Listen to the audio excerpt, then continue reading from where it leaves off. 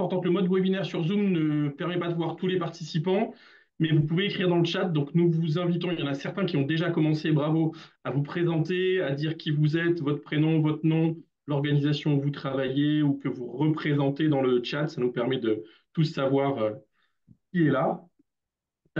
Et puis, vous allez aussi pouvoir répondre à un rapide sondage qui va nous permettre de savoir encore plus qui est là et qui participe. Merci Yann. Voilà, vous pouvez répondre. Donc moi, je suis Jérôme Schatzman, je suis entrepreneur social depuis 30 ans, je suis intrapreneur social depuis une dizaine d'années maintenant. Aujourd'hui, je travaille à l'ESSEC où je dirige le Centre Innovation Sociale et Écologique. Dans ce centre, on retrouve des initiatives comme Entropia ESSEC, notre accélérateur d'entreprises sociales, le laboratoire d'évaluation et de mesure d'impact social et environnemental dont on va beaucoup parler aujourd'hui. On a aussi des activités pédagogiques et puis de la réflexion, de la dissémination, de la diffusion de connaissances. Donc, j'ai l'honneur d'animer ces échanges ce matin, merci de l'invitation, avec l'appui de toute l'équipe Racine. Et j'ai la joie de recevoir nos deux intervenants, Élise et Adrien. Avant de les accueillir, quelques informations que je voulais partager avec vous. Premièrement, Racine, c'est quoi? Donc Racine, c'est une initiative qui est portée par un groupe d'acteurs complémentaires. Le dénominateur commun, c'est la volonté de, un, faire évoluer nos pratiques, deux, faire évoluer celles du secteur de l'innovation sociale vers plus de prise en compte de l'approche systémique et aussi de trouver des solutions pour financer cette approche. Donc, dans ce groupe d'acteurs, on va retrouver Ashoka, la Fondation Bettencourt-Schuller, la Fondation Crédit Mutuel Alliance Fédérale, Entreprendre et Plus, la Fondation Entreprendre, les SEC, la Fondation de France, la Fondation Massif, Porticus et Ticket for Change. Euh, Qu'est-ce qu'on fait dans ce collectif? On mène trois types d'actions. Premièrement, de la recherche. On a fait des études, par exemple avec l'Observatoire de la philanthropie de la Fondation de France ou avec la chaire philanthropie de l'ESSEC. On a soutenu des travaux de recherche comme ceux de Cyril Tassard sur l'approche systémique côté porteur de projet. Deuxièmement, on a une activité de formation. On mène actuellement la première promotion d'un parcours qui est intitulé Philanthropie systémique et qui est un parcours de formation à destination de professionnels et d'administrateurs de fonds et fondations distributives. 19 participants dans cette première promotion, issus de 13 organisations différentes et information récente, il y aura une deuxième promotion qui sera lancée à la rentrée. Donc, vous pouvez déjà nous signaler votre intérêt si vous souhaitez participer à cette deuxième promotion. Et la troisième activité, c'est de la sensibilisation, c'est aller à la rencontre, échanger. C'est ce qu'on fait aujourd'hui, par exemple, dans ce webinaire. Voilà, donc n'hésitez pas. Si vous voulez plus d'infos, vous pouvez prendre contact avec nous par mail, par téléphone, par tous les moyens de communication. Vous pouvez consulter le site internet de Racine et vous pouvez aussi nous suivre sur LinkedIn. Donc les webinaires Racine, on en parlait. Qu'est-ce que c'est? Plusieurs fois dans l'année, on explore un sujet qui, au cours de nos discussions, nous est paru particulièrement pertinent ou intéressant ou irritant. Donc après le webinaire consacré en mars aux travaux d'Anne Monnier sur philanthropie et pensée systémique, on en a fait un autre en juin sur l'approche systémique dans sa dimension territoriale. C'était avec Fanny Lepoivre et Cécile Malo. Et aujourd'hui, on vous propose donc de s'attaquer à cette problématique, l'évaluation au service du changement systémique, comment appréhender l'évaluation du changement systémique, comment mesurer l'impact systémique que nous voudrions avoir. Est-ce que les deux sont compatibles et comment?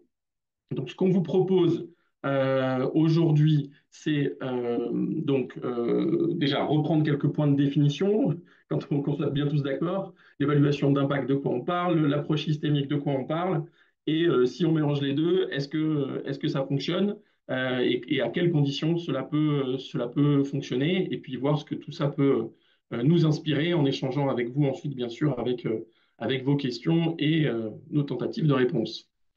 Donc, sur le déroulé, comment ça va se passer aujourd'hui? Il est 9h08, on est dans la partie introduction, tout va bien, on est à l'heure. Ensuite, on aura donc un temps de présentation avec Élise et Adrien, puis un temps de questions-réponses. Vous pouvez utiliser dès maintenant la fonction questions de Zoom, ce qui nous permet, nous, de voir les questions qui pop-up au fur et à mesure et d'organiser la séance de questions-réponses en fonction, donc au fur et à mesure que ces questions vous viennent. Et puis, on aura un petit temps de conclusion à la fin, si cela vous va. Donc, est-ce qu'on a des premiers résultats sur notre sondage pour mieux nous connaître et savoir davantage qui est là? Voilà, merci beaucoup. Donc, ben, vous le voyez comme moi, fonds ou fondation philanthropique à 40%, association 23% et conseil 20%, institution publique 2%, entreprise privée 7%. Merci. Deuxième question, je descends. Votre niveau de familiarité avec la notion de changement systémique, plutôt familier, 61% majoritaire, avec une majorité absolue même, et assez peu familier, 24%. Donc réparti, on essaiera d'être accessible pour tout le monde. Avec l'évaluation d'impact, on est encore un petit peu mieux, donc tant mieux, super. Et est-ce que vous avez pu déjà participer à des webinaires Racine? Oui, à 55%. Donc bienvenue à tous les nouveaux et très bon séminaire. Alors, pour tenter de répondre donc à cette problématique ou s'attaquer à cette problématique, on a deux intervenants aujourd'hui. Merci à tous les deux. Donc d'abord, Élise Leclerc. Élise, tu es agrégée d'anglais, tu es diplômée d'études européennes. Je crois que tu es en train de faire un executive PhD à Dauphine en plus en business administration. Et tu as confondé en 2017 le laboratoire d'évaluation et de mesure d'impact social et environnemental à l'ESSEC, qui produit, diffuse de la connaissance sur l'évaluation d'impact. Tu as un parcours très international dans le domaine de l'innovation sociale et de la recherche depuis 25 ans. Notamment, tu as dirigé des projets de recherche-action sur des thématiques allant de l'enseignement en zone d'éducation prioritaire à la santé psychiatrique, en passant par l'urbanisme, la tech for good, et tout ça en Irlande, au Royaume-Uni, au Portugal et même en France. Maintenant, tu es membre du comité du label FAIR, anciennement Finansol, pour les produits financiers à impact, et tu interviens régulièrement en formation initiale et continue à l'ESSEC. Merci d'être avec nous, Élise. Adrien, tu es diplômé d'HEC, tu as une thèse de doctorat sur l'évaluation d'impact social que tu as soutenue en 2019. Et après cette thèse, tu as fondé Coreis, qui est un cabinet de conseil et de recherche spécialisé dans l'évaluation d'impact social et l'accompagnement d'innovation sociale. Dans ce cabinet, on a 11 consultantes et consultants qui mobilisent les outils du conseil et de la recherche en sciences sociales et vous avez accompagné plus de 100 associations, entreprises sociales, fondations, entreprises à mission sur tout un tas de thématiques variées, handicap, éducation, dépendance, insertion professionnelle, logement, récidive, santé, grande précarité, etc. etc. Tu es membre très actif du réseau Social Value France et tu contribues à plusieurs à des publications régulières, en particulier sur la robustesse des évaluations d'impact, les contre-impacts, l'étude des coûts évités, et plus récemment sur la prise en compte de l'approche systémique du changement dans l'évaluation. Et ça tombe bien puisque c'est notre sujet aujourd'hui. Tu es aussi responsable de plusieurs cours sur l'évaluation d'impact social et l'innovation sociale à HEC, à l'ESCP et à l'école 3A. Voilà, donc merci à tous les deux d'être là. Vous êtes vraiment des spécialistes du sujet. Donc première question pour Élise, question je dirais basique, s'il existe des questions basiques pour s'échauffer. L'évaluation d'impact, de quoi on parle? Le changement systémique, de quoi on parle? Pour que tout le monde soit raccord. Merci Jérôme. Alors j'ai un zoom un petit peu étrange, donc j'espère que je ne vais pas être coupée. Alors l'évaluation d'impact social, je veux bien qu'on passe à la slide. Merci de définition. Merci Adrien. Donc l'impact social et son évaluation, aujourd'hui on va les considérer dans le contexte des projets à finalité sociale et environnementale. On parle de social dans son sens le plus global. Et c'est pour ça que je voulais vous partager l'idée de l'innovation sociale pour commencer, de Mulgan, dont la définition est la réponse à un besoin non couvert ou mal couvert. Et ça va être la base finalement de notre posture de réflexion sur le changement systémique, quel est le besoin et comment est-ce qu'on peut y répondre. L'impact social, il y a eu un grand nombre de définitions de l'impact social. Donc, j'ai décidé de vous partager la définition de la Commission européenne qui est la plus récente et la plus technique et qui permet vraiment de parler d'avoir une terminologie partagée. Et donc, la Commission européenne, le groupe d'experts, parle de la manifestation de changements sociaux tels que mesurés. Donc, j'ai mis en gras la partie mesurée parce que ça présuppose que si on parle d'impact, derrière, il y a une mesure, à la fois sur le long terme, mais aussi sur le court terme. et revue à l'aune des effets provoqués par d'autres actions potentiellement. Donc la notion d'attribution, elle est aussi très importante dans nos réflexions sur l'impact systémique, et j'y reviendrai.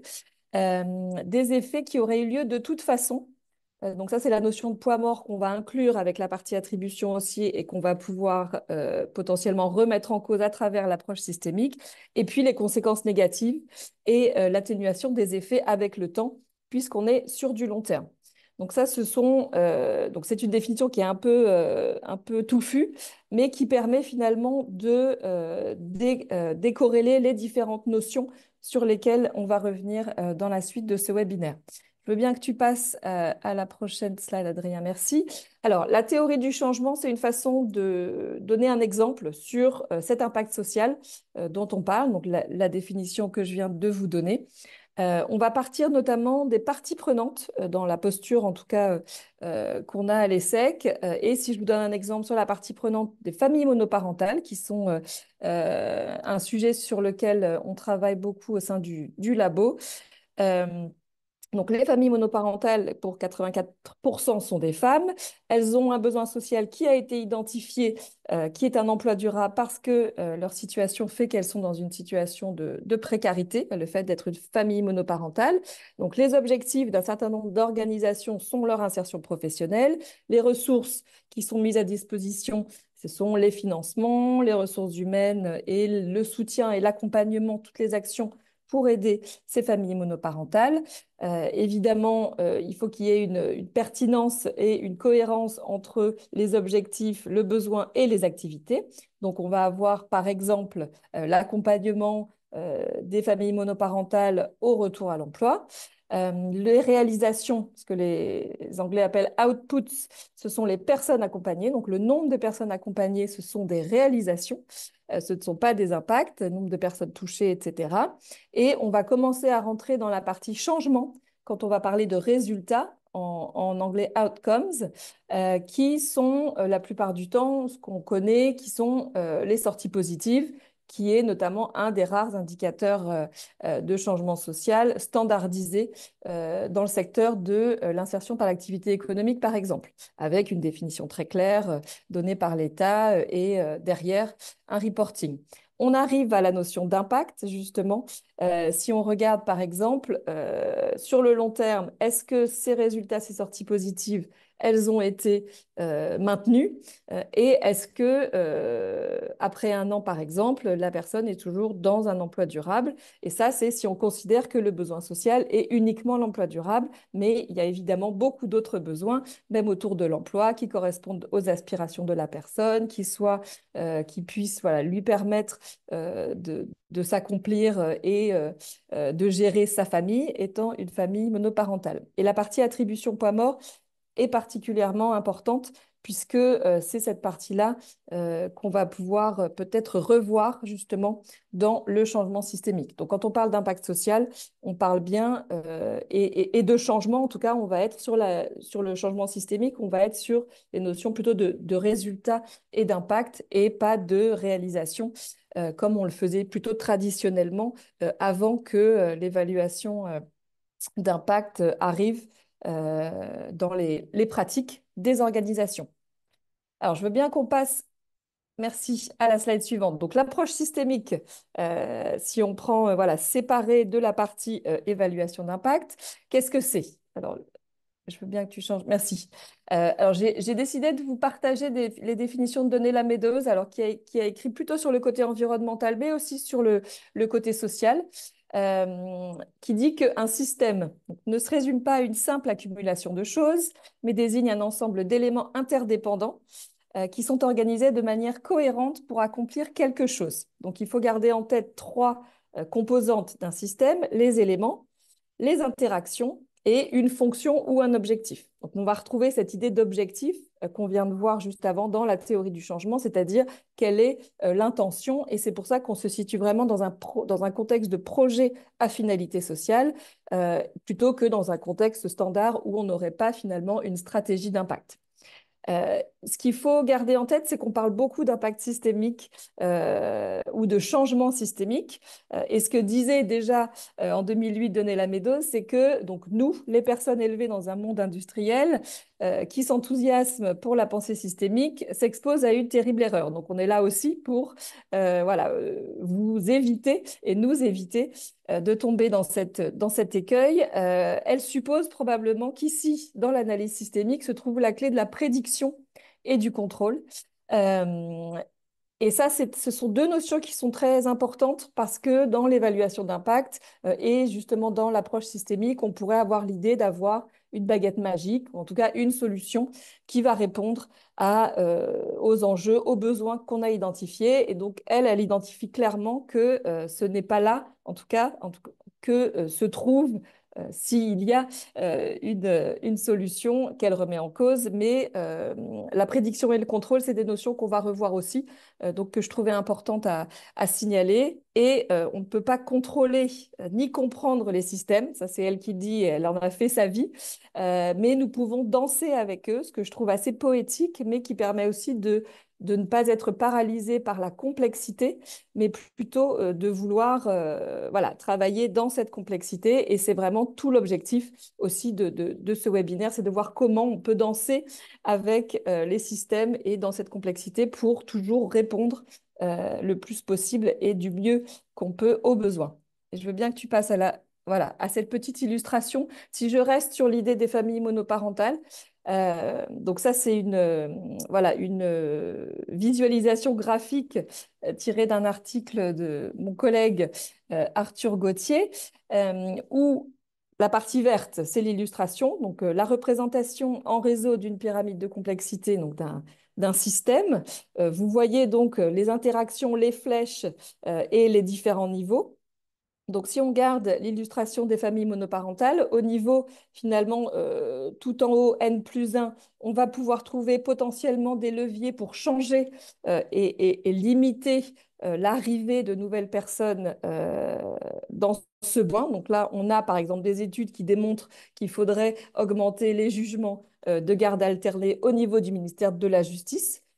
Parce qu'il y a clairement une corrélation entre garde non alternée et précarité économique pour les familles monoparentales. Du côté de l'État et des collectivités, il y a aussi des travaux pour finalement donner un accès privilégié à des places en crèche, même chose pour aider finalement à retrouver un emploi. Mais on a aussi à des niveaux plus locaux et donc par exemple, les plans départementaux d'insertion. Nous, on travaille avec le conseil départemental du Val d'Oise et de l'Eure sur le retour à l'emploi des bénéficiaires du RSA, dont un grand nombre sont des familles monoparentales. Donc là, c'est travailler vraiment avec les personnes qui sont dans ce besoin et dans le système au niveau de la personne, au niveau de l'individu. Et puis, on a aussi un grand nombre d'entreprises et d'entreprises sociales et d'associations qui travaillent à la réponse aux besoins immédiats et nécessaires pour améliorer la situation sociale et économique des familles monoparentales.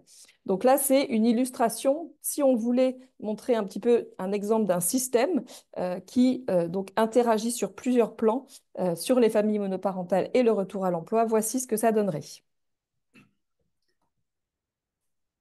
Et donc, merci beaucoup, Élise, et bonjour à tous. Je suis ravi d'être avec vous pour échanger ce matin.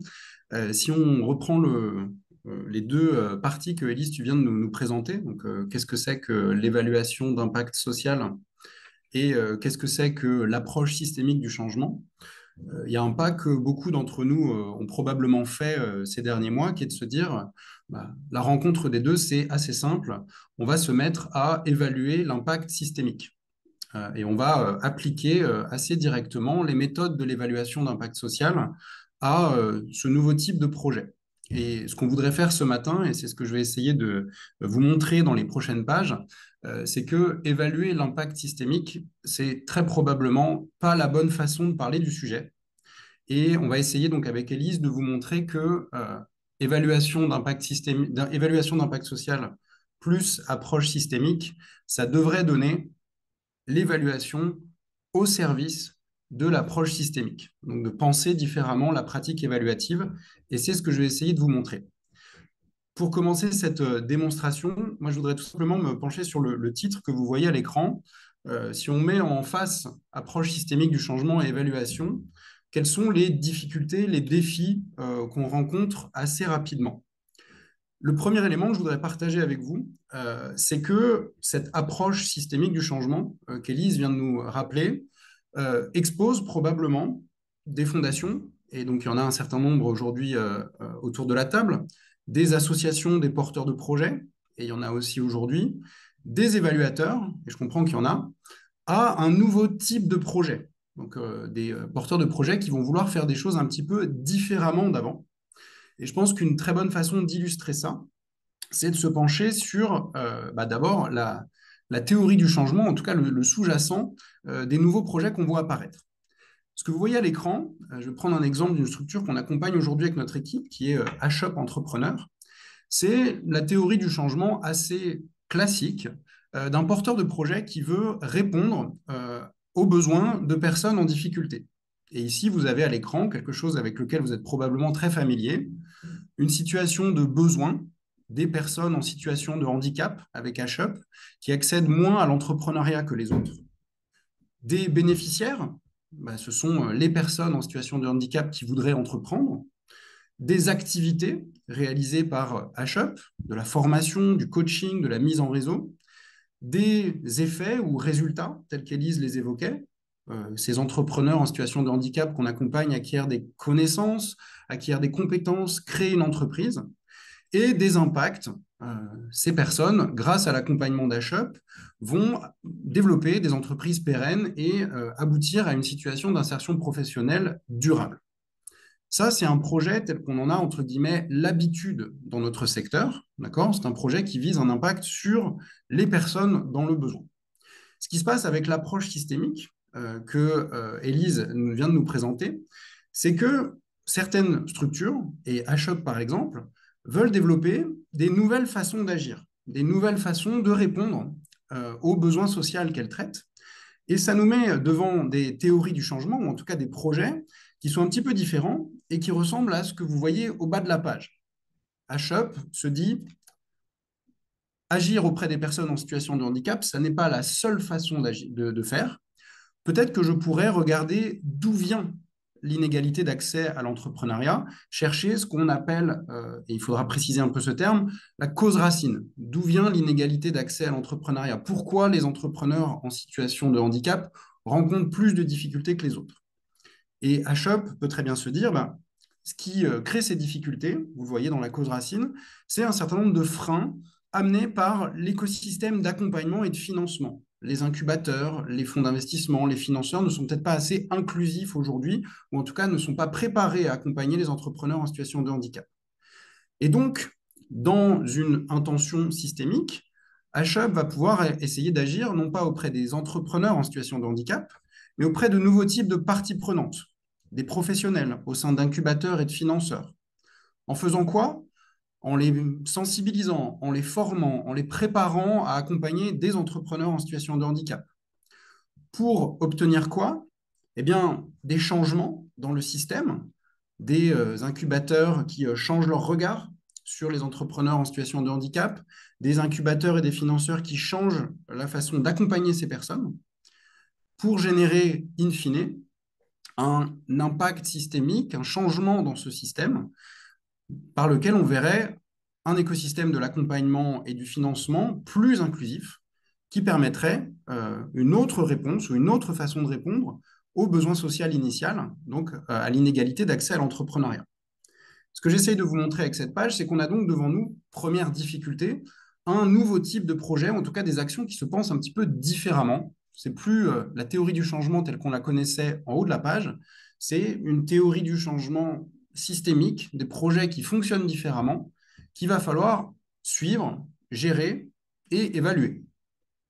Alors, suivre, gérer et évaluer des projets de ce type-là, ce n'est pas quelque chose de facile parce que ça va apporter un certain nombre de nouveautés dans la conversation entre les porteurs de projets, les financeurs et les évaluateurs.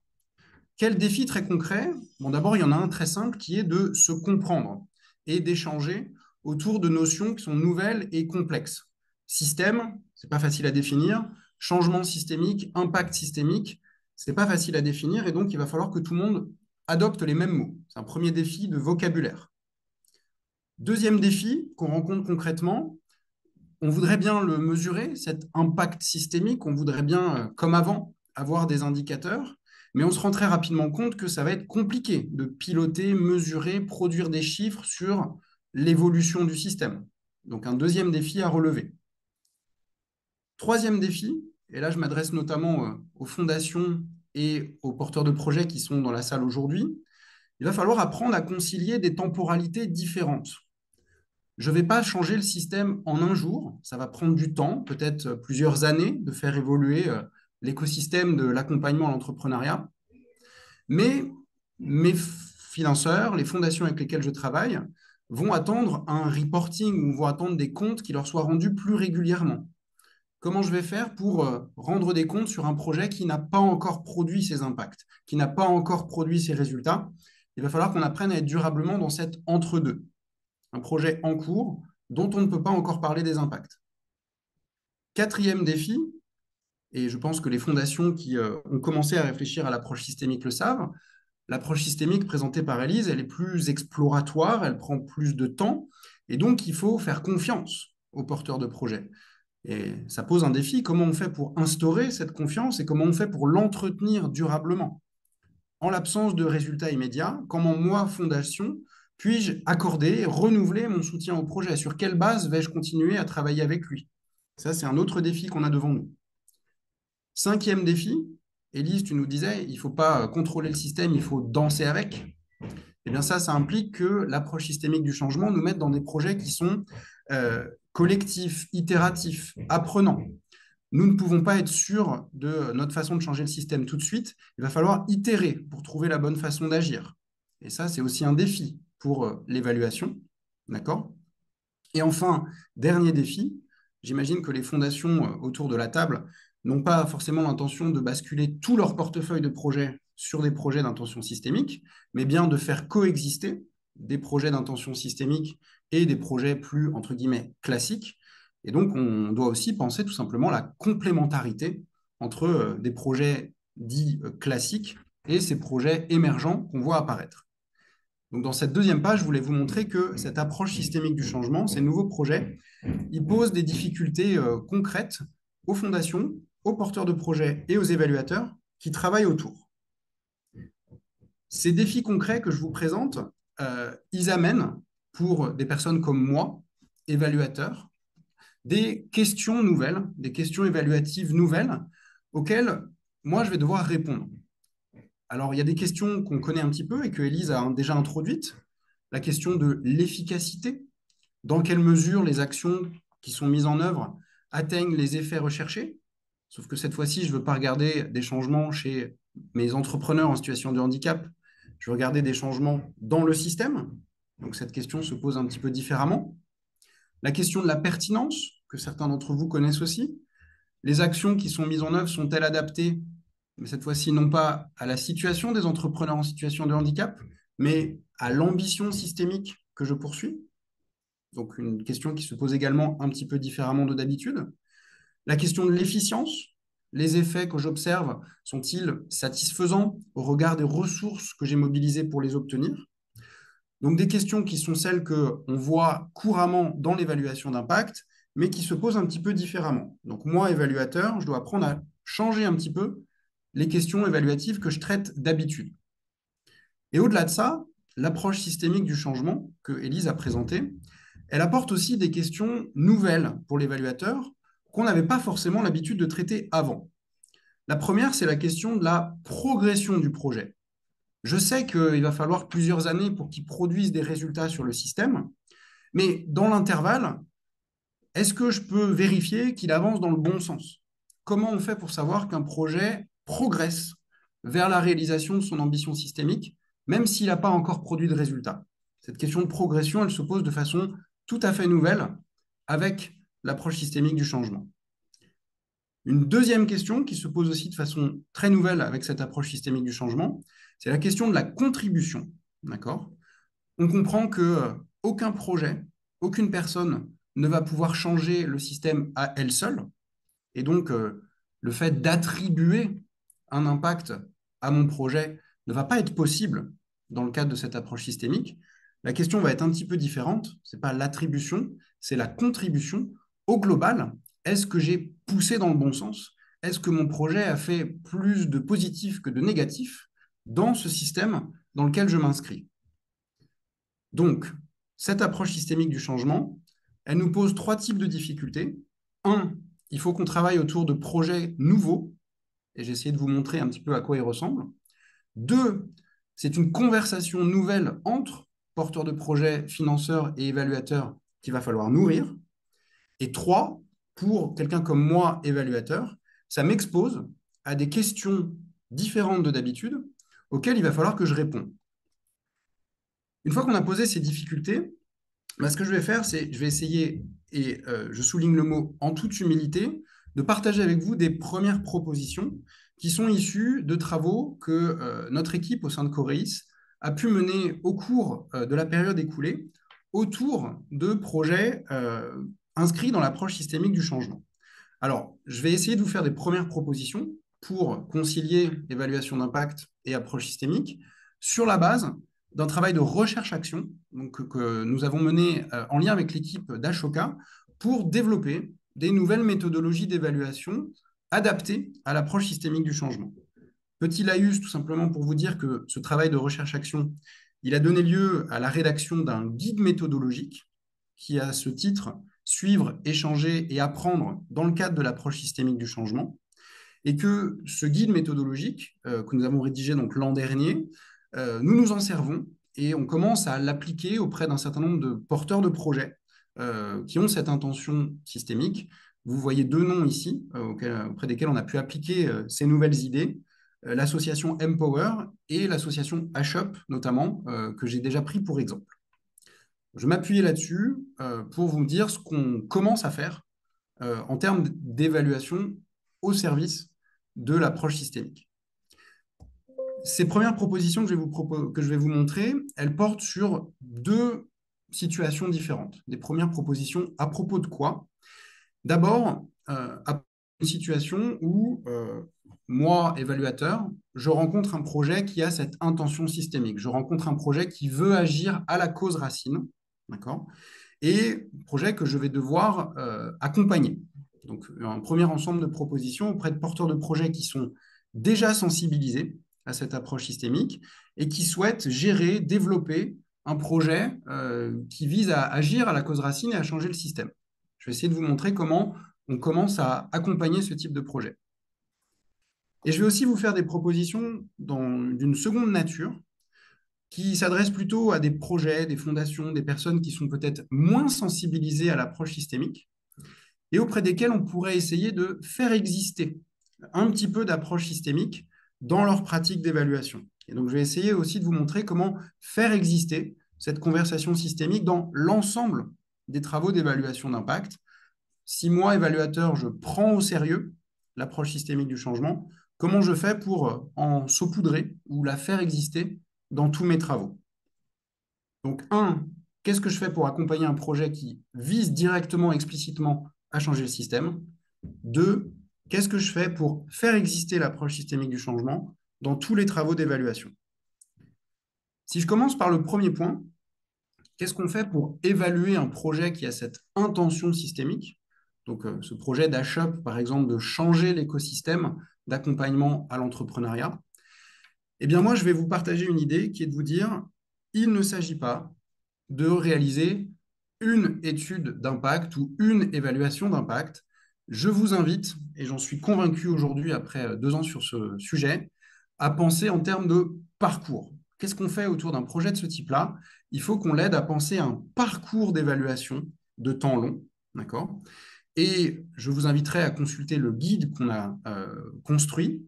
C'est un guide qui va vous proposer un parcours en plusieurs étapes pour aider l'évaluateur à produire les bonnes données, produire les bons outils au fur et à mesure que le projet se déploie. Donc, comment on fait pour évaluer un projet d'intention systémique?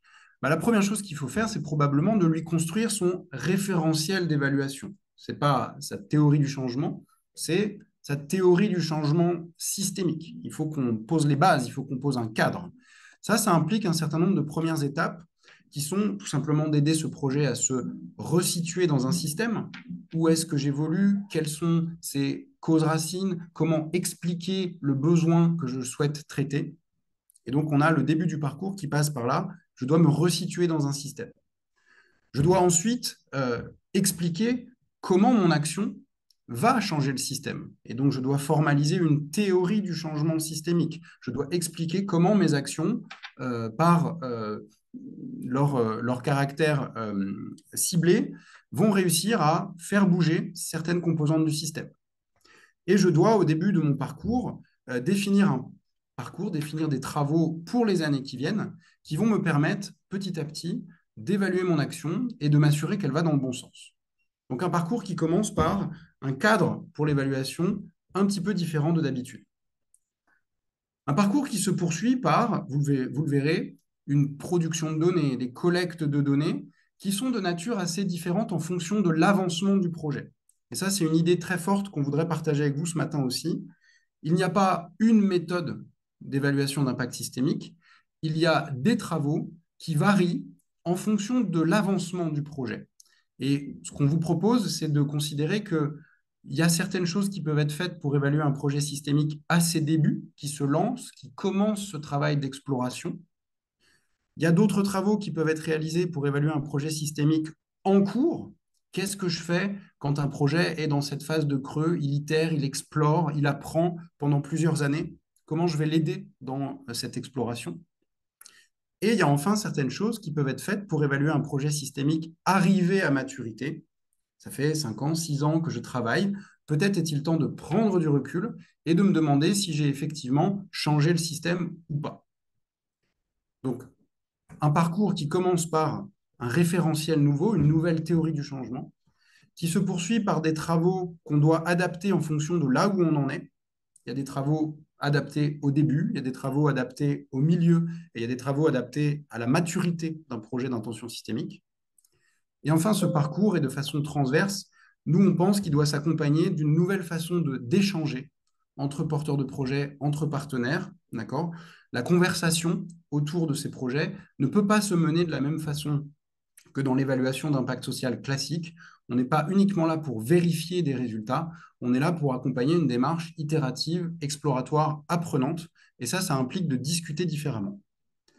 Ces 6 points que vous voyez à l'écran sont des fiches, ou en tout cas des éléments qu'on a essayé d'outiller dans ce guide méthodologique que j'évoquais. L'idée clé de cette page, si je m'arrête ici, on ne fait pas une étude d'impact systémique, on équipe un projet pour qu'il puisse avoir les bonnes informations au fur et à mesure de son développement. Quand je parle d'équiper un projet pour qu'il ait les bonnes informations au fur et à mesure de son développement, ce que j'essaye vraiment de vous dire, c'est que l'évaluateur n'est plus là pour mesurer des résultats. L'évaluateur est là pour produire des données utiles à chaque étape du déploiement du projet. Des données utiles, mais qu'est-ce qu'il veut dire? Je vais essayer de vous l'illustrer avec toujours l'exemple d'HUP. Qu'est-ce que HUP, les fondations qui travaillent avec HUP, ont besoin de savoir au début de ce projet d'intention systémique? Eh bien, ils ont besoin d'informations qui viendraient par exemple valider l'existence du besoin. D'où il vient cet inégal accès à l'entrepreneuriat des personnes handicapées? Ils ont besoin d'informations pour justifier les leviers de changement systémique que HUP va choisir. Pourquoi agir sur les incubateurs, c'est une bonne idée dans le cas d'HUP? Et ils ont besoin d'outils pour suivre l'évolution du système dans le temps long. D'accord, on va travailler auprès d'incubateurs, mais comment on va faire pour suivre le degré d'inclusivité de ces incubateurs dans les prochaines années? Donc, au début, vous voyez, il y a un certain nombre d'informations, il y a un certain nombre d'éléments que l'évaluateur peut amener pour nourrir la réflexion d'HUP et de ses partenaires. Pendant qu'HUP déploie son action, donc de sensibilisation, de formation auprès d'incubateurs, auprès de formateurs, de financeurs, pardon, moi, évaluateur, je vais devoir apporter des informations utiles encore. De quel type? Eh bien, par exemple, je vais essayer d'appréhender les premiers changements systémiques obtenus. Est-ce que votre action, effectivement, elle fait changer le regard des incubateurs? Est-ce qu'on produit des premières évolutions? C'est mon rôle d'apporter ces constats-là. Mon rôle d'évaluateur, il va aussi être de se prononcer sur la progression du projet. En quoi ces premiers changements chez les incubateurs préparent un écosystème d'accompagnement à l'entrepreneuriat plus inclusif demain. Et mon rôle d'évaluateur, pendant cette phase intermédiaire, il va aussi être d'analyser la pertinence de ce que fait HUP. C'est bien, ça marche auprès des incubateurs, mais est-ce qu'il ne faudrait pas, par exemple, aussi agir auprès des banques pour continuer à rendre l'écosystème plus inclusif? Donc, vous voyez, mon rôle d'évaluateur, il n'est pas de mesurer l'impact, il est d'apporter des données utiles pendant cette phase de cheminement. Et un jour, quand l'initiative d'HUP sera arrivée à maturité, mon rôle d'évaluateur, ça sera de conclure. Et je devrais, ce jour-là, appréhender l'évolution du système. Au bout de quelques années, est-ce que cet écosystème d'accompagnement à l'entrepreneuriat est devenu plus inclusif? Quelle part l'action d'HUP a joué dans ces évolutions? Est-ce que c'est en partie grâce à HUP? Est-ce qu'HUP a poussé dans le bon sens pour amener ces évolutions? Et est-ce que, in fine, le besoin social qui nous intéressait, l'inégalité d'accès à l'entrepreneuriat pour les personnes handicapées, est-ce qu'il s'est d'une façon ou d'une autre résorbé? Ce que j'essaye de vous montrer dans cette page, c'est donc vraiment l'idée cœur de notre présentation de ce matin, l'évaluation au service de l'approche systémique. Ça veut bien dire qu'on n'est pas là pour mesurer des résultats, on est là pour nourrir une conversation et apporter les bonnes données au bon moment pour que Fondation et porteurs de projets puissent échanger durablement ensemble et notamment maintenir cette relation de confiance dont ils ont besoin pour explorer et pour itérer. Si je passe toute cette présentation sans vous parler d'outils de mesure d'impact, vous allez m'en vouloir. Et donc, je vais essayer d'en parler un petit peu quand même, d'accord? Et de répondre à cette question concrètement, quels outils, quels questionnaires, quels indicateurs pour faire ces travaux-là? Ce que je voudrais faire pour répondre à cette question, c'est vous dire que l'évaluation au service de l'approche systémique va reposer, comme vous le voyez dans le titre, à la fois sur des outils habituels de la mesure d'impact social que vous connaissez déjà et sur des outils ou des démarches plus nouvelles auxquelles il va falloir qu'on s'habitue. Cette distinction, pour moi, elle est très bien explicitée quand on regarde ce sur quoi on va vouloir produire des données. Si je reprends mon exemple d'HUP, vous comprenez qu'on va essayer de regarder d'abord des changements qui se produisent au sein du système, des changements systémiques. Exemple, l'incubateur change de regard. L'incubateur ou le financeur adapte ses pratiques d'accompagnement aux personnes en situation de handicap. Donc, on va regarder des choses qui sont du registre de l'évolution d'une personne, qui sont du registre de l'évolution des pratiques. Et ces changements systémiques, ces éléments qui changent au sein du système, on va pouvoir les évaluer avec nos outils habituels de l'évaluation d'impact social. Questionnaire, indicateurs, entretien, analyse contrefactuelle, etc. Ça, on peut le faire comme d'habitude. Les morceaux du système qui bougent.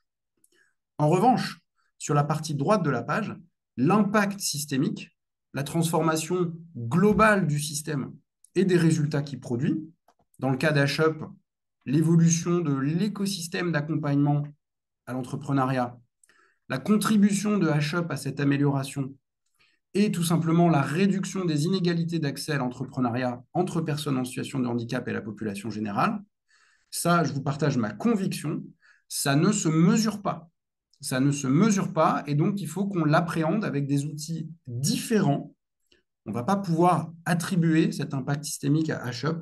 On va seulement pouvoir se demander comment HUP y a contribué.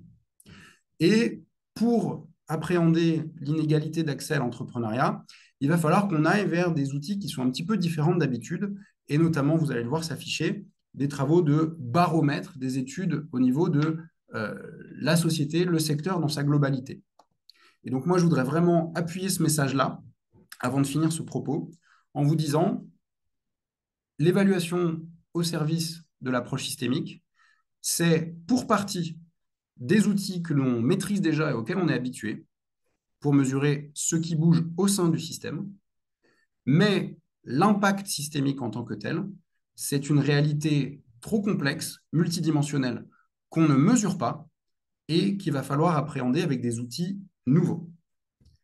Je vois le temps qui passe et donc je vais essayer d'avancer vers le second ensemble de propositions que je voulais vous faire.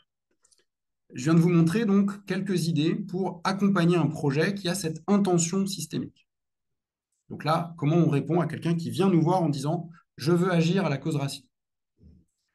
Le deuxième volet, et il va être plus court de mes propositions, il tourne, comme je vous l'avais dit, autour de cette idée que les évaluateurs pourraient faire exister un peu d'approche systémique dans tous les travaux d'évaluation d'impact. Et donc là, je vais essayer en une slide très simple de vous montrer ce que ça pourrait donner si tous les évaluateurs d'impact essayaient de faire exister l'approche systémique du changement dans leurs travaux. Essayaient de se dire, OK, j'accepte de travailler dans un environnement complexe, d'accord ? Je veux essayer de réfléchir à l'origine des problèmes, essayer d'accompagner des projets qui cherchent des solutions nouvelles aux besoins sociaux. Et je veux nourrir une conversation itérative, collective, apprenante autour des projets que j'évalue. Ça, pour moi, ça peut passer par 4 engagements assez simples. Alors, je fais un clin d'œil à l'un de nos hommes politiques. Moi, évaluateur soucieux de faire exister l'approche systémique du changement, qu'est-ce que je peux faire? D'abord, je peux être transparent sur les limites des pratiques d'évaluation d'impact social actuelles qui ne rendent pas toujours compte de la complexité des situations. Et c'est vrai, si vous avez déjà travaillé autour d'évaluation d'impact, vous avez probablement ressenti qu'on fait beaucoup de choses pour vérifier ce qui va bien, mais on ne se pose pas beaucoup de questions sur les effets de bord, ce qui se passe autour et d'éventuels mêmes impacts négatifs. Aujourd'hui, on est très centré sur quelques impacts sociaux positifs à mesurer. Et moi, ma conviction, c'est que c'est une limite de notre pratique actuelle. Donc, je serai transparent sur ces limites.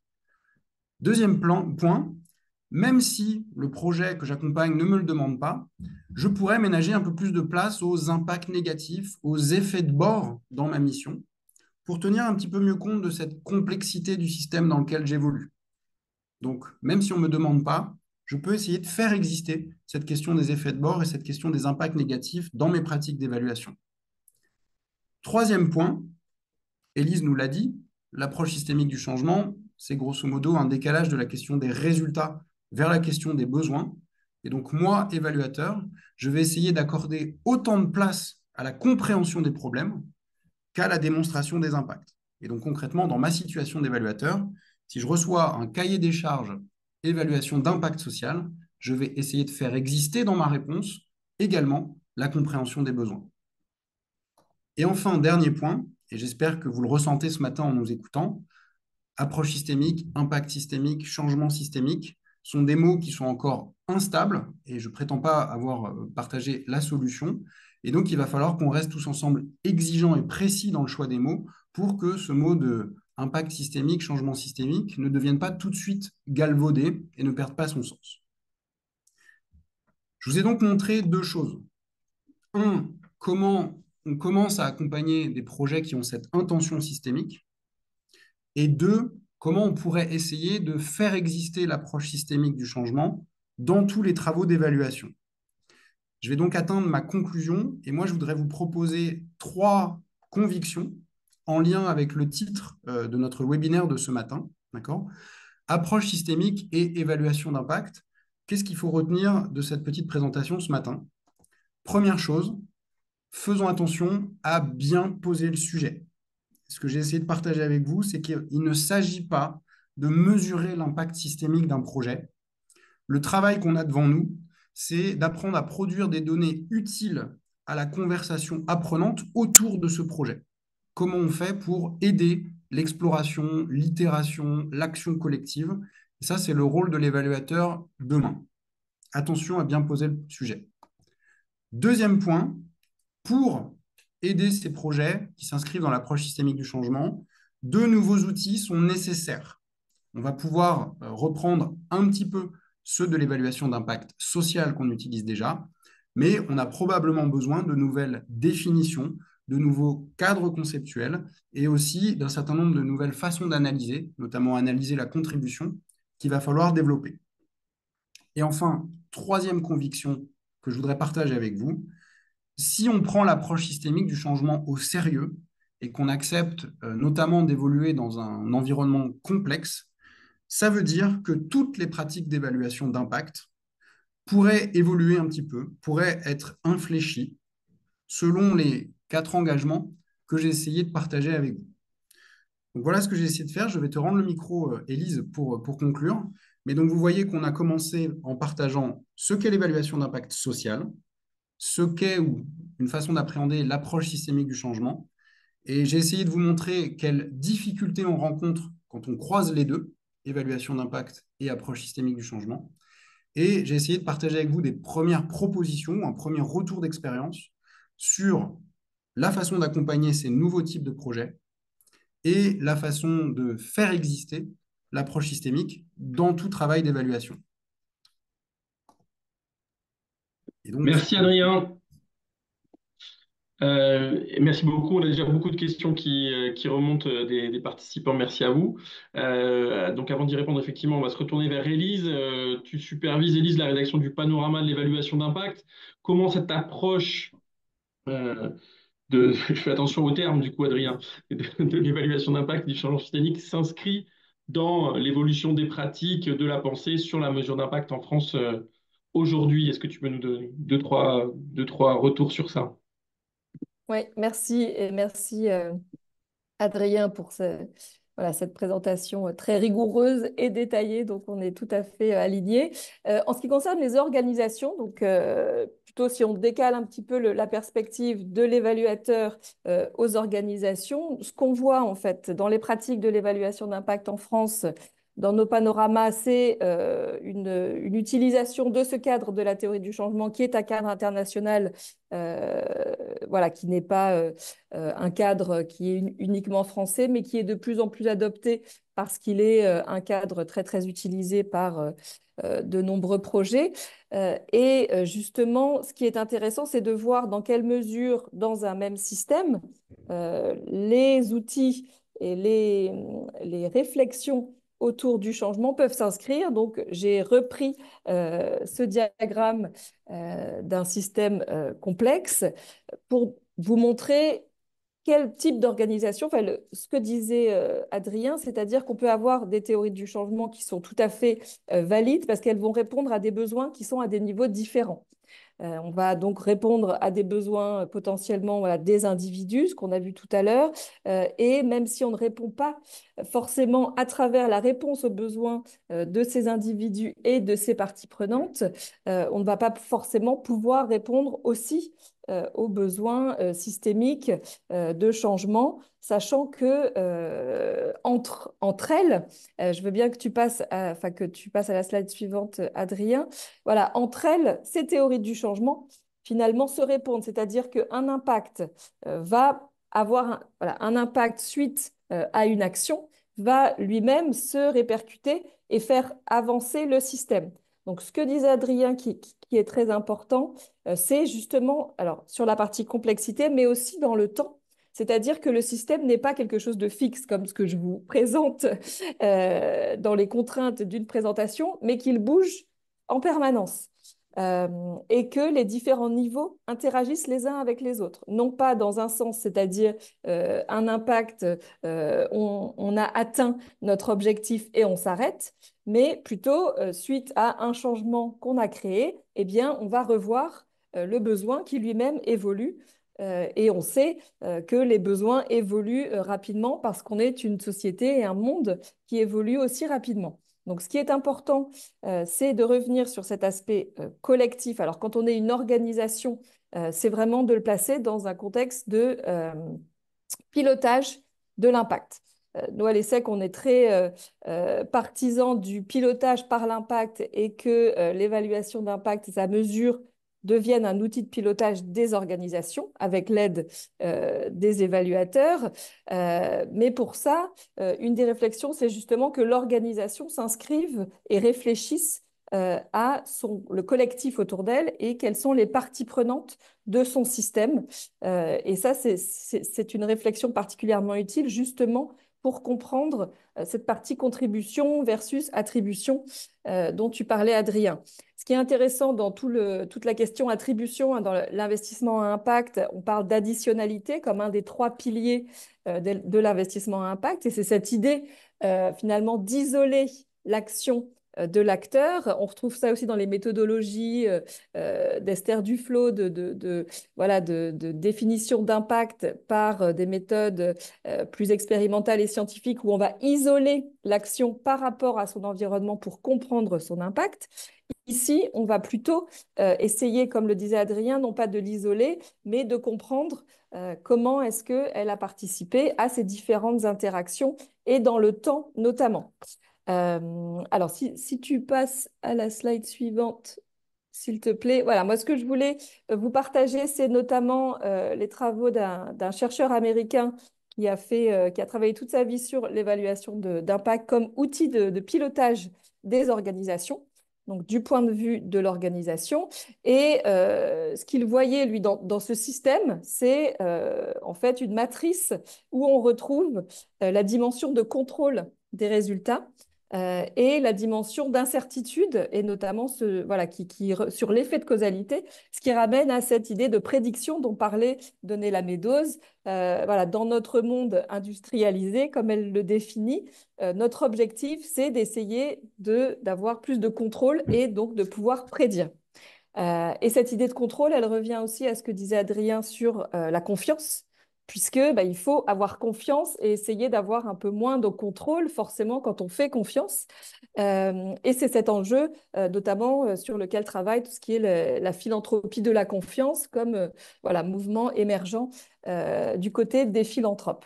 Ce qu'Ebrahim a identifié, c'est 4 stratégies de pilotage de la performance par l'impact, avec, voilà, il voit des stratégies de niche. Donc là, c'est tout ce qui est la réponse aux besoins immédiats, tout ce qui est humanitaire, etc., qu'on ne veut pas remettre en cause, évidemment, dans l'impact systémique. Des stratégies intégrées qui sont davantage de coordination. Une stratégie d'écosystème qui, là, va se baser sur une orchestration des actions.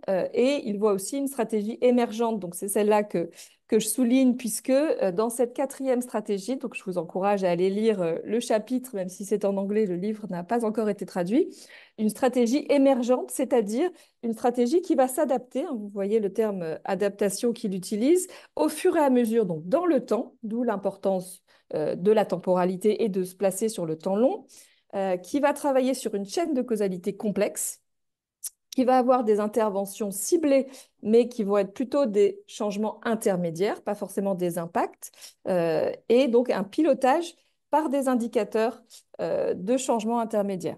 Comme le disait Adrien, l'idée, ce n'est pas de mesurer un impact systémique, mais de pouvoir piloter une action vers un changement systémique à travers des indicateurs de changement qui vont être plutôt intermédiaires et qui vont pouvoir s'étaler dans le temps. Et ce qui est intéressant, c'est que lui, ce qu'il propose justement pour mesurer l'atteinte ou pas de l'impact systémique, c'est de faire en fait une frise et voilà, de le faire sur le plan chronologique. Et donc sur 15 ans, il partage la frise chronologique d'une organisation qui, en 15 ans, a réussi à avoir un impact systémique en intervenant auprès d'entités internationales pour faire changer les pratiques. Mais que finalement, leurs indicateurs ne sont pas forcément le besoin final, parce qu'eux ne peuvent pas mesurer la causalité entre la loi ou la régulation et les personnes sur le terrain. Par contre, ils peuvent mesurer dans quelle mesure et sous quelles conditions leur contribution a permis, année après année, voilà, rapport et réunion après réunion, de faire évoluer les décisions à un niveau politique. Voilà, donc moi, je pense que ce qu'il faut retenir, c'est sur le côté pilotage de la performance. Si tu passes à la slide suivante, pour terminer, on travaille justement sur un référentiel d'indicateurs d'impact avec la Française des Jeux et Malakoff Humanis et leur fondation pour répondre aux besoins des personnes en situation de handicap, donc, et avec Adrien aussi, donc ça fait le lien. Et donc, on a essayé à travers ce travail collectif eh bien, d'identifier des enjeux communs, des impacts qu'on essaye de mesurer et d'avoir finalement cette terminologie rigoureuse pour pouvoir avancer en collectif plutôt que d'avancer chacun de notre côté avec différents niveaux, comme vous le voyez ici, de changement. Donc pour l'État, on a vu la loi pour les travailleurs indépendants handicapés et la contribution de HUB dont vous a parlé Adrien, mais aussi au niveau des financeurs, dans quelle mesure ils sont une contribution, un levier à l'augmentation de l'autonomie, par exemple, pour les personnes en situation de handicap. Et puis au niveau des associations, des entreprises sociales qui travaillent à la réponse aux besoins des personnes en situation de handicap, ça peut être l'augmentation de l'autodétermination, mais ça peut être aussi pour certaines de travailler sur la société, sur le changement de regard sur le handicap, comme les travaux qu'on a réalisés avec Café Joyeux. Donc, il y a vraiment plusieurs points et chacun de ces points va finalement évoluer à chaque fois que l'un des opérateurs va atteindre un impact, quel que soit le niveau auquel cet impact a été atteint, d'où l'importance de travailler sur, nous, on en est convaincus à l'ESSEC, des référentiels communs avec cette idée que la mesure peut, si on mesure des choses différentes, on va pouvoir les faire avancer. Voilà, que la mesure est une des conditions de changement parce qu'elle permet de mieux comprendre et de mieux apprendre ensemble. Voilà, je m'arrête là. Jérôme. Merci Élise. Merci beaucoup, Élise. Et ben, c'est super, on est dans notre fonctionnement, dans notre timing en tout cas. J'ai essayé de regrouper les questions que nous avons eues, donc je vais vous les proposer, Élise et Adrien. On a une première partie de questions sur la notion de système même, avec des enjeux de définition aussi. Euh, donc, euh, est-ce qu'on parle d'impact systémique ou de changement systémique? Est-ce qu'un système peut agir sur, comme si des personnes y étaient extérieures? Est-ce qu'un système peut agir sur quelque chose qui lui est extérieur? Première paquet de questions. Qui veut la prendre? Je pense que personne ne veut, mais on va essayer. Mais en tout cas, alors, il y a deux, il y a beaucoup de choses à dire là-dessus. D'abord, revenir sur la distinction changement systémique, impact systémique. Donc ça, c'est deux définitions. Alors, encore une fois, je ne voudrais pas engager tout le webinaire, mais je veux dire ma conviction à moi qu'on a besoin de distinguer ces deux notions. Parce qu'il y en a une qu'on peut appréhender dans un temps relativement court autour de laquelle on peut produire des données, c'est cette question de changement systémique. Et pour moi, c'est intéressant de la regarder, notamment pour nourrir cette relation de confiance sur la progression des projets. Et il y a cette notion d'impact systémique pour moi, se définit de trois façons, enfin, avec trois critères. Qu'est-ce que c'est aujourd'hui, hein, après quelques mois de réflexion, l'impact systémique? Pour moi, il y a une notion de système qui évolue. Donc, l'observation qu'on avait fait au début du projet n'est plus la même. Le système, j'ai vu la question de Brian, reconfigurer. Les choses ont bougé. Premier point. Deuxième point, ce système, il a bougé en partie grâce au projet. Donc, le projet que j'évalue a contribué à ces évolutions. Mais s'il y avait juste ça, le projet a contribué à faire bouger le système, ça ne serait pas suffisant. Et le troisième critère, c'est donc le besoin social qui était produit par le système au début est résolu, ou en tout cas est en passe de se résorber. Et donc moi, aujourd'hui, je définis cet impact systémique avec le système a bougé, le projet y a contribué, et le besoin social qui nous a tous motivés à agir est en passe de se résorber. Et vous comprenez qu'avec ces définitions-là, on n'a pas quelque chose en face de nous qui est mesurable, on a quelque chose qui est appréhendable dans des méthodologies qualitatives, des évaluations qui sont plutôt collectives et qui vont reposer plus sur le consensus que sur la preuve. Et donc ça, voilà, je vous pose ces mots-clés. Et ensuite, juste sur est-ce que le système peut agir sur, dans la présentation qu'on vous a proposée, l'idée n'était pas tant de dire que le système agit sur les personnes, l'idée était plutôt de dire le système produit le besoin ou le problème qu'on va vouloir traiter. Je vais peut-être finir par une dernière remarque en vous disant que je pense, sincèrement que les porteurs de projets et fondations ne doivent pas se mettre en quête d'une compréhension exhaustive du système, une liste à la Prévert des causes racines, qui est un travail interminable et par définition, puisque les choses bougent tout le temps. Donc moi, j'ai envie de vous encourager à choisir une ou deux causes qui expliquent le besoin et de se dire on va travailler autour de certaines causes racines ou certains leviers de changement systémique et donc de focaliser la réflexion là-dessus. Sous-titre, il ne sert à rien de vouloir définir et de vouloir comment dire, décrire la globalité du système, en tout cas pour évaluer mon action. J'ai un peu dérapé, Jérôme, mais voilà ce que ça m'inspirait. C'est super, tant mieux si t'es inspiré. Deuxième groupe de questions toujours sur le système, justement, est-ce qu'il y a des garde-fous pour lutter contre le biais de la cause unique, un peu en écho à ce que tu viens de dire, et puis aussi des réflexions sur est-ce qu'on ne confond pas les niveaux de responsabilité, est-ce qu'on n'est pas en train de faire porter aux associations, aux porteurs de projets, des responsabilités qui ne sont pas leurs, qui les dépassent, je dirais encore une responsabilité de plus. Qu'est-ce que vous en pensez sur ça? Bah, ça... Vas-y, Elise. Ouais, alors juste sur alors je vais commencer par la dernière. Sur la responsabilité partagée, c'est une excellente question. Dans la mesure où justement, si on, voilà, on a en tête les différents types de performances et d'objectifs des organisations, d'Ebrahim. Et on a évidemment besoin d'organisations qui vont répondre aux besoins au niveau des individus, des besoins immédiats. L'idée, ce n'est pas en effet, d'abandonner des projets de réponse à des besoins immédiats des personnes qui sont dans des situations difficiles pour s'attaquer à quelque chose de plus global.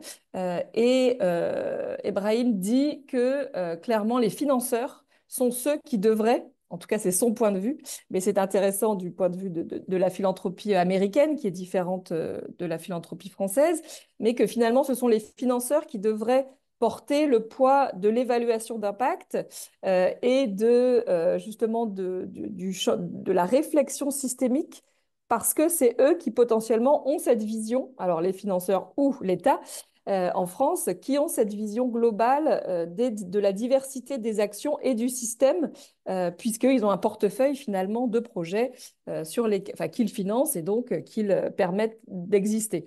Donc, cette idée de collectif et de responsabilité, je pense elle est très importante à souligner. Et ce que disait Adrien sur la partie confiance voilà, et ma perspective de contrôle, qui est le pendant, c'est cette idée que les financeurs puissent faire confiance aux entreprises sociales, aux associations sur leur impact, quel qu'il soit, et voilà, au niveau où elles travaillent. Et j'ai Ouais. perdu la première question.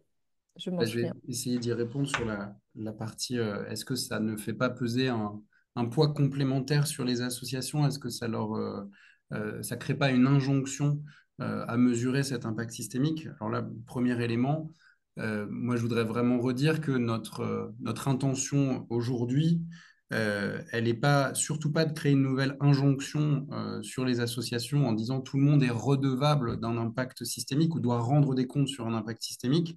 On vous a vraiment montré des premières idées qui peuvent être mises en place pour échanger autour de projets nouveaux. J'ai vu des fondations dans les participants dont je sais qu'elles se posent des questions sur l'accompagnement de ce type de projet. On vous a montré des éléments pour nourrir la conversation avec ces projets. On ne vous a pas dit chaque projet du portefeuille doit rendre compte de l'impact systémique. Donc c'est vraiment l'intention pour nous, c'est d'équiper certains projets qui veulent rentrer dans cette dynamique. Ça n'est pas de faire de l'impact systémique le nouvel indicateur que tout le monde doit avoir. Ça, c'est vraiment le premier point. Le deuxième point, je continue à répondre à une question, Brian, c'est encore pour toi, mais dans le chat, il y a une question qui était est-ce que l'approche systémique, c'est donc cette action à la cause racine, c'est cette action curative, préventive au lieu de curative, d'accord? Je voudrais partager avec vous aussi ce retour d'expérience qui est que quand on commence à se poser cette question évaluation d'impact systémique, on a assez vite des idées qui viennent qui sont, il va falloir que j'analyse la globalité du système. Il va falloir que je liste la totalité des causes racines. Il va falloir que je mesure la totalité des changements que je produis au sein du système.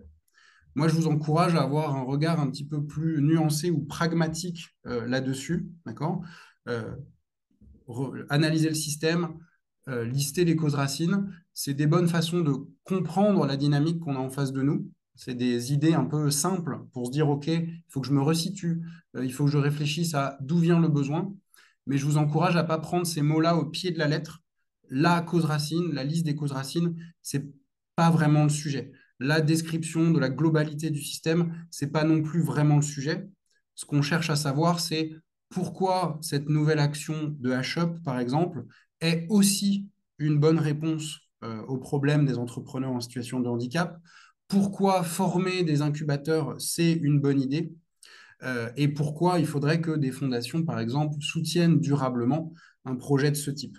Donc, n'approchons pas ça comme des bons élèves qui doivent faire l'analyse du système, lister toutes les causes racines. Essayons de comprendre qu'il y a quelques focales efficaces à choisir. Donc, moi, je pense que vous avez devant vous, et je m'arrête là-dessus, deux temps. D'abord, OK, je comprends la grande dynamique, j'analyse le système, je liste les causes racines. Et avec un petit peu plus de maturité, je pense que vous allez très vite voir que tout le système, ce n'est pas nécessaire de l'analyser. Toutes les causes racines, en fait, on s'en fiche un petit peu et de comprendre qu'on cherche vraiment la donnée utile au projet. Merci Adrien, ouais, sur cette recherche d'efficacité aussi et de bien comprendre ce à quoi on s'attaque. Élise, peut-être pour toi, on a pas mal de questions sur le rôle de l'évaluateur, la place de l'évaluation dans les projets. Je t'en cite quelques-unes. Est-ce que l'approche systémique permettrait de sortir de la dictature de l'impact, carrément? Quelle pertinence d'avoir des indicateurs standardisés, des référentiels communs d'évaluation? Comment associer les parties prenantes à l'évaluation. Je voyais aussi des commentaires dans le chat sur le fait qu'on n'avait pas forcément une vision globale, en tout cas qu'on ne pouvait pas l'avoir tout seul. Donc comment ces parties prenantes sont associées et pas seulement comme sujet ou bénéficiaires. Je m'arrête là pour le moment, j'en aurai d'autres ensuite. Merci. Alors oui, tout l'enjeu, c'est en effet de comprendre comment, en tant qu'organisation, on va pouvoir combiner sa stratégie d'impact et les outils qu'on a à sa disposition avec finalement tout l'environnement et tout ce système qu'on comprend est autour de nos parties prenantes. Donc, comme le disait Adrien, l'idée, c'est pas de lister et d'essayer d'avoir une vision exhaustive, puisque de toute façon, elle évolue.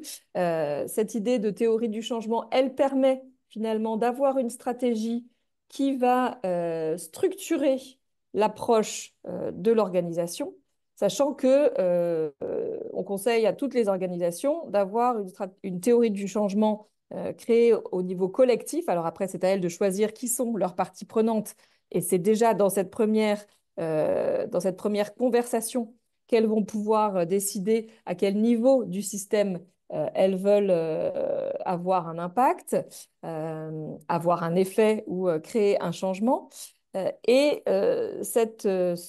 Cette théorie du changement doit vraiment constituer une stratégie de pilotage de l'impact de l'organisation, tout comme n'importe quelle organisation, entreprise va avoir une stratégie avec des idées de comment atteindre ces objectifs et donc de performance. Donc, on va parler de performance d'impact ou de performance sociale, qui, voilà, on n'est plus sur la performance uniquement financière. Et dans un contexte systémique, l'idée est vraiment pour une organisation de travailler avec ses parties prenantes qu'elle voit, elle, dans son système, sur sa théorie du changement, sa stratégie d'impact. Et à partir de là, ça lui permettra de clarifier la direction, sachant que ce n'est pas quelque chose de fixe. Une stratégie, c'est un document qu'on revoit régulièrement. Et c'est pour ça que la théorie du changement est davantage une stratégie qu'une vision externe de ce que peut être le changement et qu'elle a donc elle a besoin finalement de comprendre dans quelle mesure elle se rapproche de l'atteinte de ses objectifs.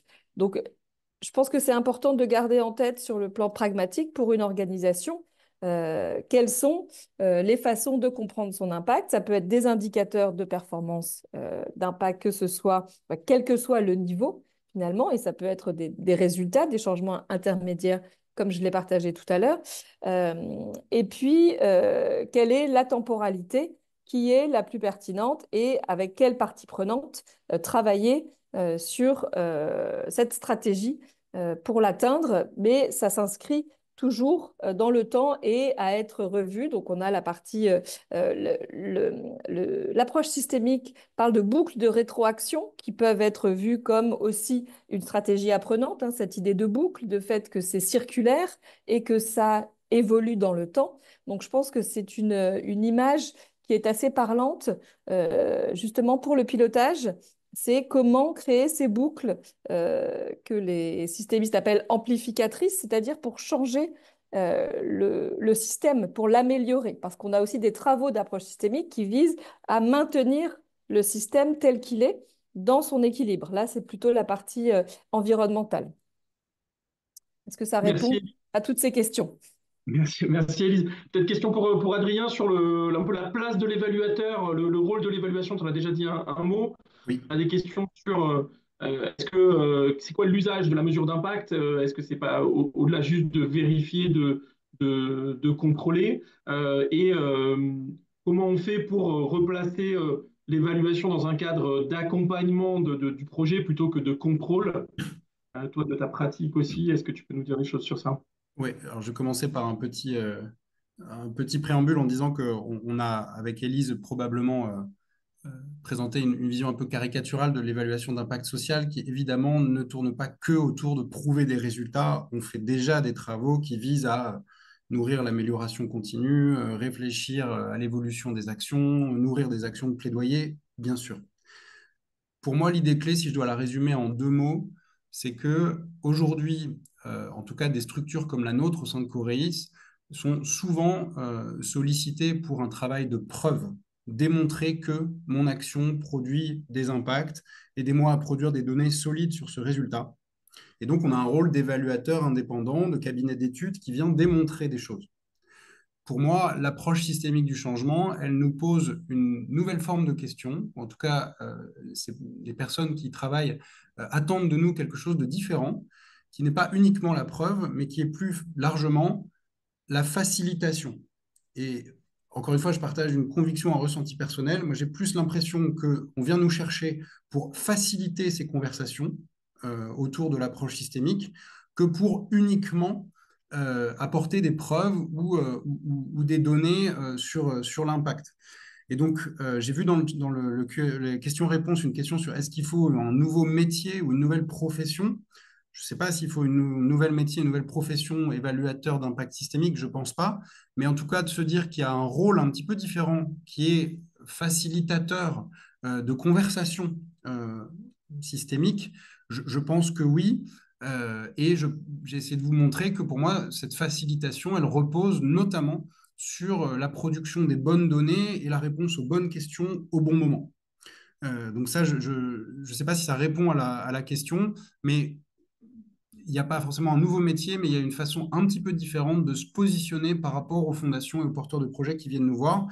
Parfois, c'est l'expert qui apporte la preuve, et ça continuera à être comme ça dans un certain nombre d'études, mais dans ces travaux-là, qui sont des processus de temps long, je pense qu'on a un rôle de facilitation à jouer. Et quand je dis facilitation, je dis aussi architecte de cette conversation. Je vous ai montré un peu les questions qui pouvaient se poser à différentes étapes. Je pense que c'est aussi à nous de les anticiper et de proposer des outils qui vont être capables de répondre dans 2 ans à la question qu'on se posera. Merci Adrien. Question peut-être pour toi, Elise, sur est-ce que c'est pertinent d'avoir des indicateurs standardisés, de proposer des référentiels communs d'évaluation, et est-ce qu'on peut parler d'impact collectif aussi à un moment donné? Alors, c'est une très bonne question. Donc, moi, je pense que c'est pertinent d'avoir des référentiels communs euh, justement pour avoir ce dialogue et s'assurer que finalement on est dans le collectif et qu'on travaille sur des objectifs qui sont communs. C'est une forme de commun partagé. L'idée de standardisation, moi je préfère parler d'harmonisation parce que l'idée de standardisation a une idée de norme, enfin en tout cas présuppose une norme, quelque chose d'obligatoire et qui peut finalement, avec cette idée de contrôle, contrecarrer le bon vouloir, les discussions, le collectif, le fait d'apprendre ensemble et le fait que ça évolue. Donc, je pense qu'on serait plutôt sur des références, sur une harmonisation, et c'est ça qui est utile. Et pourquoi est-ce que les référentiels sont utiles, nous et les porteurs de projets avec lesquels on travaille nous en demandent régulièrement? C'est aussi parce qu'ils simplifient finalement l'évaluation d'impact pour des porteurs de projets qui ont une action et qui connaissent déjà leurs objectifs et qui n'ont pas forcément les ressources, le temps de rentrer dans des indicateurs, une exploration de leur impact sur mesure. Et donc, s'inspirer de ce qui a été fait par d'autres leur permet finalement eh bien, non seulement de partager, mais aussi de répondre à leurs besoins de pilotage de performance. Donc, cette harmonisation, je pense qu'elle est importante pour créer un commun et un langage commun, mais aussi un engouement et finalement un mouvement vers un impact qui puisse être systémique. C'est, je pense, une des conditions d'avoir une vision de l'atteinte de la performance et donc de la mesure, qu'elle soit qualitative ou quantitative, qui soit commune, mais ce n'est pas la seule condition. Merci. Et alors, dernière question autour de questions de timing et avec des réponses courtes pour respecter le timing justement. Mais il y a eu plusieurs questions sur est-ce qu'on peut avoir un projet court dans le temps ou un financement court et parler de systémie, enfin d'approche systémique. Comment on fait au contraire avec un projet long où les effets se font attendre? Est-ce qu'on peut parler d'approche systémique? Et puis, comment on prend en compte justement les différentes étapes, comment on monitore ces différentes étapes. Certaines peuvent être rapides, certaines peuvent être longues aussi, et comment ça s'inclut comment ça s'intègre dans cette démarche d'évaluation systémique. Qui veut prendre? Je peux tenter une réponse Tente. qui fait écho à ce que je vous disais quand on parlait de la liste des causes racines. C'est intéressant au début comme moyen pour comprendre le sujet, mais en le faisant, on se rend compte que la réalité est un petit peu plus nuancée. Je pense que sur cette question de temporalité, c'est la même chose. C'est-à-dire que pour faire comprendre ce que c'est que l'approche systémique, euh, je vous ai dit, et peut-être qu'Élise l'a dit aussi, changer le système, ça prend du temps. C'est des projets qui vont durer plusieurs années. Donc, c'est une façon facile de comprendre que changer le système se déploie sur une temporalité un petit peu différente de la gestion de projet annuelle. Moi, je vous invite à, après avoir compris ça, à considérer que le vrai critère, c'est pas tant la temporalité que la maturité du projet que vous avez en face de vous. Et donc, il se peut très bien que un projet d'intention systémique s'inscrive dans un temps plus court. J'ai du mal à vous trouver un exemple à chaud, mais on peut très bien imaginer une action choc qui fasse bouger le système en quelques mois. Il y a quelques années, on nous avait beaucoup parlé d'un épisode de Plus belle la vie, dans lequel on avait passé du contenu sur les violences conjugales et qui avait permis de faire évoluer de plusieurs points le degré de compréhension des violences conjugales dans la population française tout simplement en diffusant un épisode de Plus belle la vie, c'est peut-être quelque chose de temps plus court qui va atteindre plus vite ce degré de maturité que j'évoquais tout à l'heure. Donc à la personne qui se pose la question de quoi faire dans un temps court, moi je réponds, laissons de côté la question du temps et regardons où en est le projet qu'on a en face de nous. Si c'est un projet qui se lance, bah, j'essaie de partager avec vous les questions qui pouvaient se poser. D'où vient le besoin? Comment on va faire pour le suivre? Pourquoi mon action est pertinente? Si c'est un projet qui est en cours de route, comment je fais pour savoir s'il progresse? Comment je fais pour savoir s'il est bien dans une logique apprenante? Et si c'est un projet qui est à maturité, est-ce que le système a bougé? Est-ce que le projet a contribué? Et est-ce que le besoin social que je voulais traiter est en passe de se résorber? Donc, ce n'est pas une question de temps, c'est une question de degré d'avancement ou de maturité du projet qu'on regarde. Super. Eh ben, merci beaucoup Adrien, merci beaucoup Élise. Merci beaucoup à toutes et à tous pour vos questions aussi riches. Il me reste pour conclure à vous dire que la série, j'espère que ça aura répondu à vos questions, ça aura ouvert aussi des nouveaux champs de réflexion et c'est tant mieux, on l'a dit, humilité dans l'approche et progressivité. Il y a des prochaines dates que je vous propose de noter. Dernière diapo, si tu peux la passer, avec des rendez-vous de nos prochains webinaires. Le 26 septembre, donc après les vacances, ce sera sur l'anti-guide de l'approche systémique. Ça, c'est le travail de Cyril Tassard. Ce sera la partie 3, donc sur le côté plus vu du côté des porteurs de projets. Et puis le 17 octobre, Inventer demain, une philanthropie fondée sur la conscience, fondée sur la confiance, pardon, je fatigue. Trust-based philanthropie avec la Fondation de France. Et puis encore des dates qui ne sont pas fixées, mais en novembre ou décembre, des sujets autour de la présentation d'un cas pédagogique qui était réalisé par la chaire philanthropie de l'ESSEC avec la fondation de groupe Petercam sur la révision de la stratégie de la fondation en prenant en compte cette dimension systémique. Et quelle place pour les premiers concernés avec Porticus. Merci à tous. Dernière diapo, je crois, encore derrière, pour vous dire que vous pouvez évaluer ce webinaire. Il y a une fonction sur Zoom pour ça qui vous permet de nous donner vos retours et nous permettre de progresser toujours et encore et d'avoir plus d'impact. Merci à vous tous et toutes. Merci beaucoup, très bonne journée. Merci à tous.